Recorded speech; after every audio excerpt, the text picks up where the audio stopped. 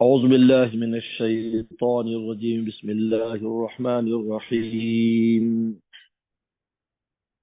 وهو القاهر فوق عباده ويرسل عليكم حفظة حتى إذا جاء أحدكم الموت توفته رسلنا وهم لا يفرطون ثم ردوا إلى الله مولاهم الحق ألا له الحكم هو أسرع الحاسبين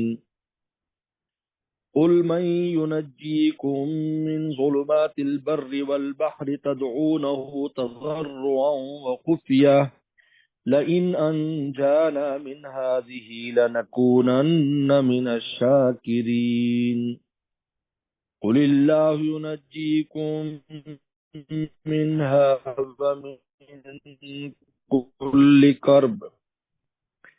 ومن كل كرب ثم أنتم تشركون قل هو القاهر من فوقكم أو من تحت أرجلكم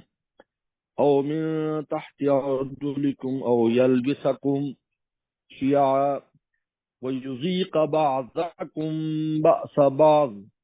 انظر كيف نصرف الآيات لعلهم يفقهون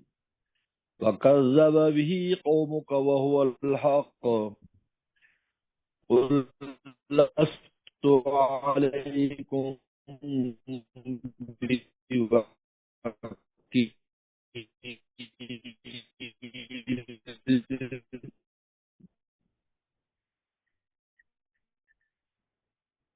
بكل نبأ مستقر انداز اور نشر حساب کتاب کے دلائل بیان کیے ہیں۔ فرمایا والقاہر فوق عبادی،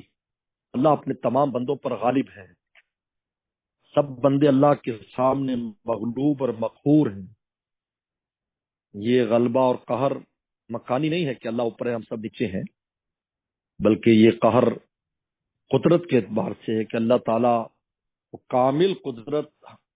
پوری مخلوقات پر حاصل ہے، اور اس کی ایک دلیل یہ ہے وہ یرسل علیکم حفظہ کہ تمہارے حفاظتی فرشتے تم پر بھیجتے ہیں، ہر وقت فرشتے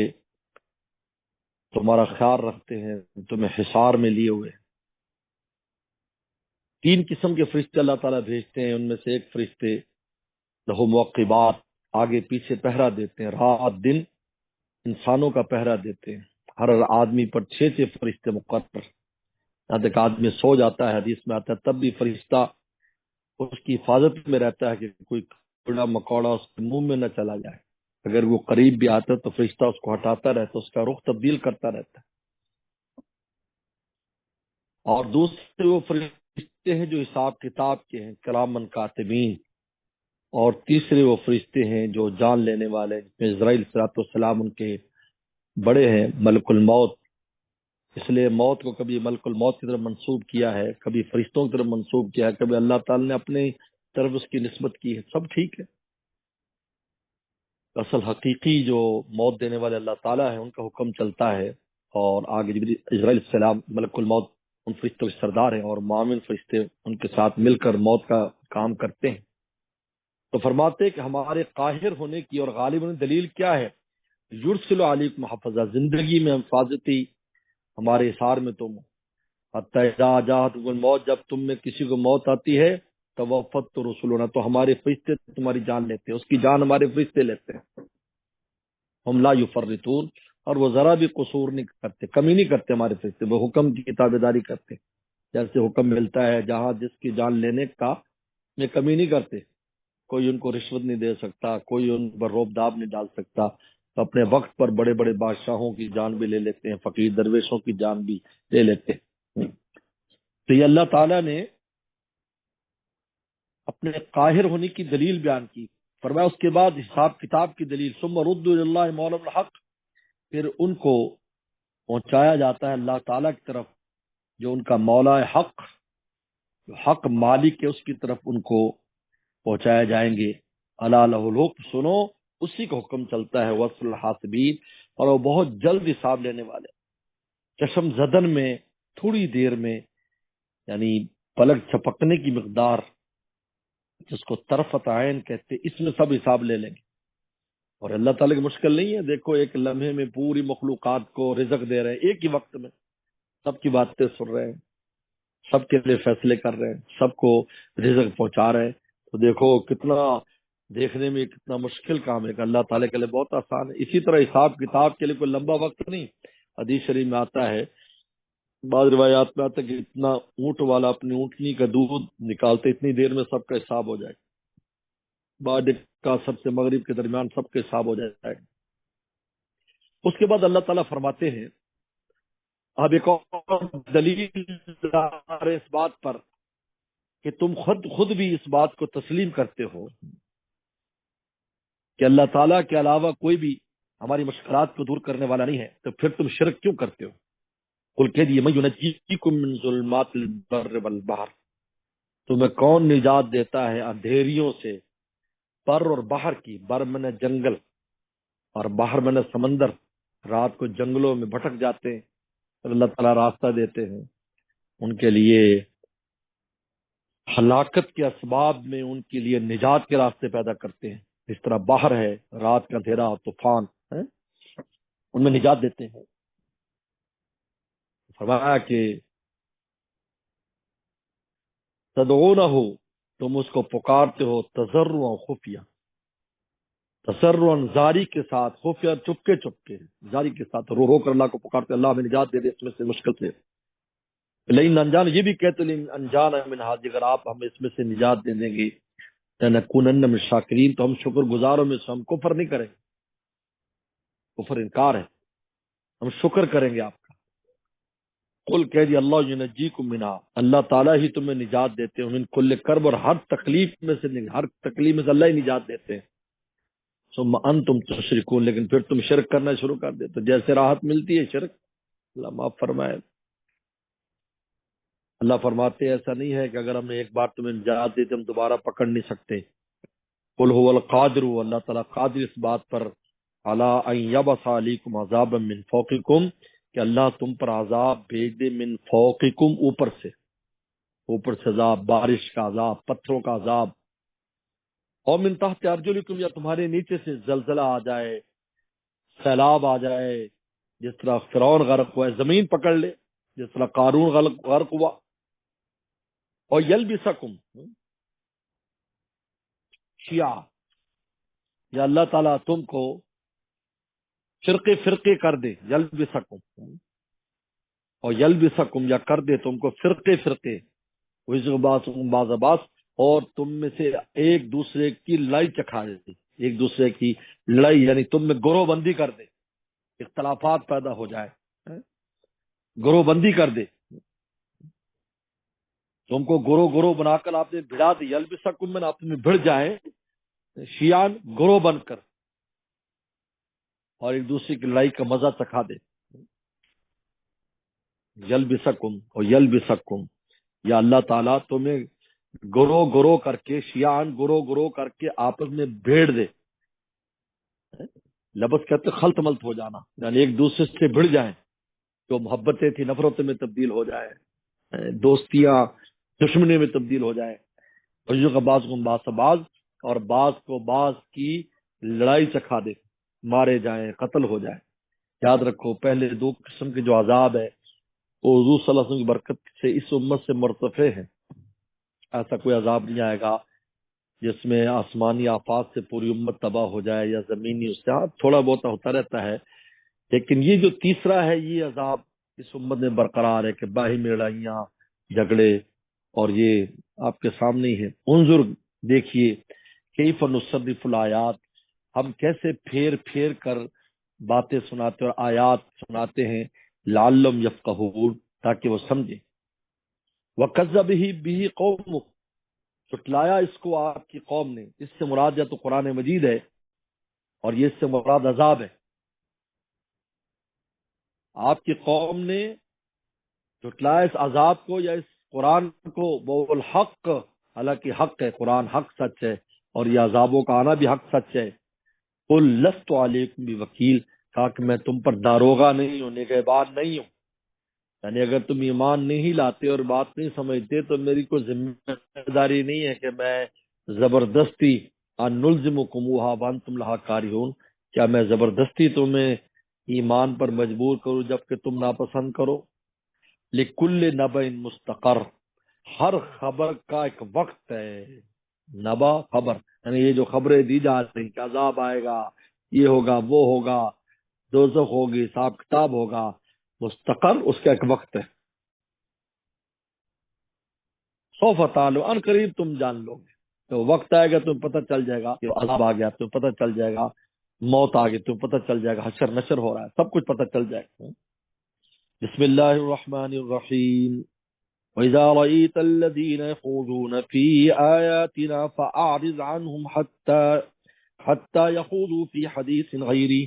وَإِمَّا يُنْسِيَنَّكَ الشَّيْطَانُ فلا تقعد بعد الذكرى مع القوم الظالمين وما على الذين يتقون من حسابهم من شيء ولكن ذكرى لعلهم يتقون وذر الذين اتخذوا دينهم لعبا ولهوا وغرتهم الحياة الدنيا وذكر به أن تبصر نفس بما كسبت ليس لها من دون الله ولي ولا شفيع وإن تعدل كل عدل لا يؤخذ منها أولئك الذين أبسلوا بما كسبوا لهم شراب من حميم وعذاب أليم بما كانوا يكفرون۔ اب ان آیات مبارکہ میں اللہ تعالیٰ بیان فرما رہے ہیں کہ مشرکین عرب جب اپنی مجلسوں میں بیٹھ کر قرآن مجید کا استہزاء کرتے تھے، مذاق اڑاتے تھے، تو آپ نے ان کے ساتھ کیا کرنا ہے؟ یعنی ایک تو جھٹلاتے تھے اور پھر تمسخر اڑاتے تھے قرآن مجید کی آیات کو، لے دیکھو اس میں یہ ایسے کر کے۔ تو فرمایا کہ دیکھو آپ نے ان کے ساتھ نہیں بیٹھنا، اور یہ اصل حکم مسلمانوں کو ہے، کیونکہ مسلمان چلتے پھرتے ٹوٹتے بیٹھتے تھے، کہ ملا جلا معاشرہ تھا، اس میں کافر بھی تھے مسلمان بھی تھے، تو مسلمانوں کو یہ آداب سکھایا جا رہے ہیں کہ اگر یہ اللہ رسول کا تمسخر اور مذاق اڑائے تو پھر ان کے ساتھ آپ نے نہیں بیٹھنا، اور اگر کبھی بھول کر بیٹھ بھی گئے اور یاد آئے تو فوراً اٹھ جاؤ، وہاں سے اٹھ جاؤ فوراً۔ لہٰذا ایسی مجلسوں سے بچتے رہو، اور یاد رکھو کہ اگر آپ بچتے رہو گے تو آپ سے کسی سے کوئی مواخذہ نہیں ہوگا، کیونکہ آپ نے اپنی آپ نے اور مسلمانوں نے اپنی وسعت کے مطابق ان کو واضح و نصیحت کی ہے اور ان کو سمجھایا ہے۔ اب اگر وہ صحیح سمجھ رہے ہیں، مذاق اڑانے شروع کر دیتے ہیں تو آپ ان سے دور رہیں۔ تو فرما رہے ہیں کہ وَإِذَا رَأَيْتَ الَّذِينَ يَخُوضُونَ فِي آيَاتِنَا، جب آپ دیکھو لوگوں کو جو گھستے ہمارے آیات میں، خوض کہتے ہیں تمسخر کے، کسی بات کو لینا اور مذاق اڑانا، فَأَعْرِضْ تو ان سے اعراض کریں، حتیٰ یخوض میں یہاں تک کہ وہ کسی اور ٹاپک پر بات کرنا شروع کر دیں، کسی اور ٹاپک پر بات کرنا شروع کر دیں۔ وَأَمَّا يُنْسِكَنَّ الشَّيْطَانُ، اور اگر کبھی شیطان آپ کو بھلا دے اور آپ بیٹھ گئے اور وہاں پر اللہ رسول کے بارے میں، قرآن مجید کے بارے میں حشر نشر مذاق ہو رہا ہے، فَلَا تَقْعُدْ بَعْدَ الذِّكْرَىٰ، پھر مت بیٹھیں یاد دہانی کے بعد، مع القوم الظالمین، ان ظالموں کے ساتھ نہ بیٹھیں۔ اور باقی آپ نے واضح و نصیحت کر دی، لہذا اب جب آپ نے واضح و نصیحت کر دی، اب جو لوگ تقوی والے ہیں، جو خدا سے ڈرتے ہیں، جو تقوی والے ہیں، ان سے ان کا حساب نہیں لیا جائے گا کہ تم نے ان کو روکا کیوں نہیں، تم نے آپ نے اپنی نصیحت کر دی۔ یہ بہت اہم بات ہے کہ جب حق بات کہہ دی جائے اور سمجھا دی، جب اگلا نہ سمجھے اور پھر بھی اپنی نالائقی اور ہلاکت پر اپنے آپ کو ڈالے، تو پھر ہم سے اس کا کوئی حساب نہیں۔ فرمائے وما الذین یتقون، نہیں ان لوگوں پر جو تقوی اختیار کرتے ہیں، من حساب من شیء، ان کے حساب میں سے کچھ بھی نہیں۔ اللہ نہیں پوچھیں گے بھائی وہ کیوں مسلمان نہیں ہوئے، ایسا کچھ نہیں ہے، آپ کا کام ہے بس بات پہنچا دیں۔ ولیکن ذکر، بس انہوں نے نصیحت کر دو، لعلہم یتقون، شاید کہ وہ بھی ڈر جائے، ان میں بھی تقوی آ جائے، وہ بھی ایمان لے، کیونکہ تقوی کا پہلا قدم ہی ایمان ہے، یتقون میں پہلا قدم ہی ایمان ہے۔ اور اگر مومن ہے اور پھر نالائقی میں پڑا ہے تو اس کو سمجھا دو، تو اس میں یہ ہے کہ وہ تقوی کے اوپر والے درجے میں چلا جائے گا۔ اور فرماتے وزر الذی اتخذوا دینہم، کہا کہ دراصل یہ لوگ اس دین کو تمسخر بنائے ہوئے، یعنی پہلے تو حکم تھا کہ جب مذاق اڑائے تو وہ، لیکن اب کہتے ہیں کہ ان کے قریب جانے کی ضرورت ہی نہیں ہے، اس لیے کہ یہ ان دین کے، یعنی پہلے خاص مجالس سے ممانعت تھی، لیکن اب فرماتے غیر ایمانی کا تقاضا ہے کہ ان کے بعد بیٹھنے کی ضرورت ہی نہیں ہے۔ وزر الذین، چھوڑ دو ان لوگوں کو اتخذوا دین، جو نے اپنے دین کو بنا لیا لعبا کھیل، لہون تماشا، وغرتہم الحیات دنیا، اور ان کے دھوکے میں ڈالا ہے دنیا کی زندگی میں، وذکر بھی، ہاں نصیحت کر دو ان، اس سے نصیحت دے دو ان کو، انتم سنفس ما کسبت، کہ گرفتار نہ ہو جائے کوئی نفس اپنے کی پر، انتم صلاح کل کو پکڑا جائے گا، اس کی آپ نصیحت کر دو،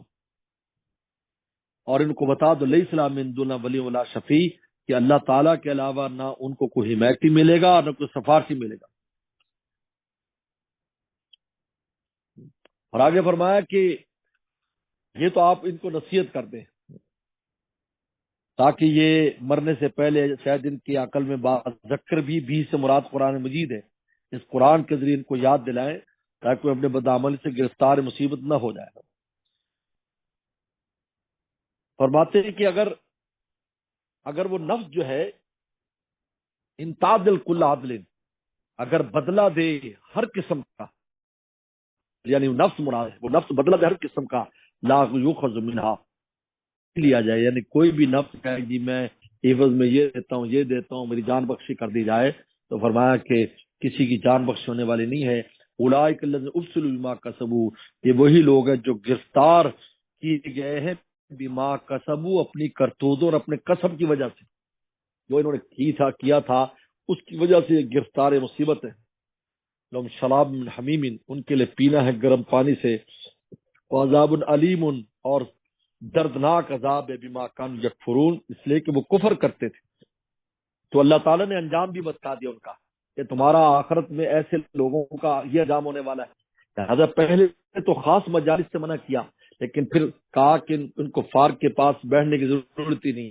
ہاں نصیحت کر دیا کریں، اگر وہ نصیحت سنے، اگر نہیں سنے گا تو ان کو بتا دو بھائی کل کو تم جب گرفتار مصیبت ہوگے تو کوئی چیز تمہارے کام آنے والی نہیں ہے،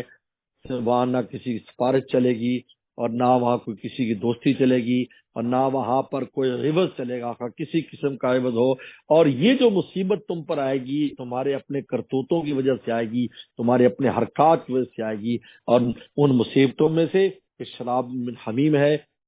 گرم پانی کا پینا، اور عذاب علیم، دردناک عذاب۔ عذاب تو ویسے ہوتا ہے لیکن علیم دردناک، یعنی ایسا عذاب کہ جو خود بھی اب درد محسوس کرتا ہے، جیسے حدیث میں آتا ہے کہ جہنم نے کہا کلا بازی بازا، اللہ کے وسلم اللہ اتنی گرمی مجھ میں ہوگی کہ آگ ایک دوسرے کو کھا لی، فضلا بنفسین، تو دو سانس لینے کی اجازت دے دی،